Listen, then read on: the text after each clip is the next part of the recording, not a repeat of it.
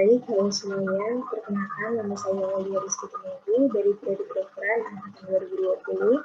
Di sini saya akan mengobrol seputar fakultas kedokteran dengan kakak asuh saya angkatan 2015, yaitu Kak Yati.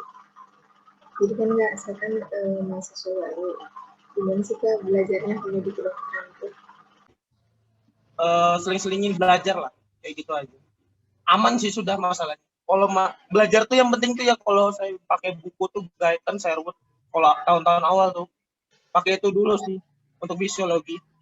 Kalau mau lebih intens lagi ke atas dikit, Tortora, bacanya Dr. Eva itu tuh kayak gitu. Cuman untuk Sherwood dan Guyton aja udah cukup sih kalau buat ujian. Paling dokter ngambil dari situ juga. Sama baca tuh PPT kuliah tuh pelajarin tuh.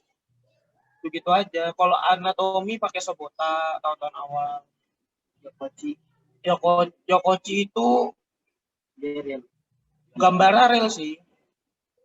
Lebih itu kalau kalian daan ya, maksudnya kalau kalian nggak bisa ikut belajar di mana di rumah sakit, belajar pakai Yokochi aja itu pakai tuh gambar asli manusia itu. Kalau Yokochi itu, kalau Sobota kan dia gambar aja kan, gambar visual animasi kan. Tapi sebenarnya kalau Sobota aja cukup sebenarnya, udah cukup. Ini kapan sekali belajar tak perlu pakai Sobota. Ya kalau histologi itu pakai John Kuera biasanya. Di fakultas kedokteran itu ada cerita-cerita seru nggak sih Kak? Kayak cerita yang horor-horor gitu. Horor. Apa yang horor? Horor itu kalau di FK itu satu, kalau setiap ujian tuh horor itu. Itu aja kayaknya. Horornya itu. Nah, kalau horor itu aku sih pengalaman spiritual kayak gitu ya. Aku pernah semedi di RK1 semedi malam-malam. Itu aku memang nyatu buat cari penunggu di FK kan dulu. Alhasil aku nggak ketemu. Tapi pas aku keluar, nah itu yang bikin aku kaget. Ada memang serem betul aku lihat. Ternyata itu Rian Pasola. Dia memang sama Dino. Kalau kamu tahu Dino itu aja yang paling horor di FK. Sisanya nggak ada. Oh, di anatomi, tapi kalian sih belum sih. Nggak ada belajar anatomi di rumah sakit sih ya. Kalau anatomi itu kan sistemnya, kalau di anatomi di FK itu kalian tuh kayak langsung ke organ asli. Jadi belajarnya situ pakai organ asli. Tubuh manusia asli, tapi yang sudah dikasih formalin, pengawet gitu.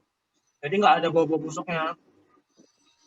Itu biasanya dari mayat-mayat Mr. X atau Mrs. X yang tidak ada keluarga dan tidak diambil selama kurang lebih 2 minggu. Jadi ya dikasih ke rumah sakit ya untuk pendidikan kita, buat kita belajar kayak gitu. Jadi sebenarnya itu namanya kadaver. Itu kalau kadaver itu kita bilang guru kita sih, karena kita belajar dari dia tuh. Dasar-dasar basic anatomi manusia kita belajar dari dia. Itu dosen anatomi itu yang dulu ngajar itu Dokter Hari kalau kami. Kalau sekarang mungkin ada Dokter Hari, Dokter Eva, Dokter Marwan.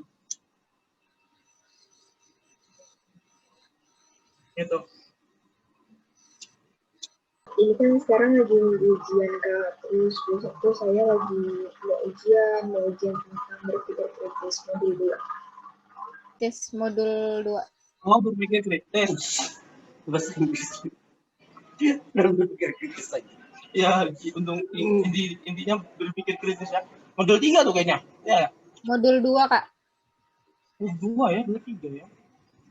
Iya. Modul 1 masih memori. Iya, modul 1 kalian apa? Memori dan profesionalisme, Kak. Oh ya, memori.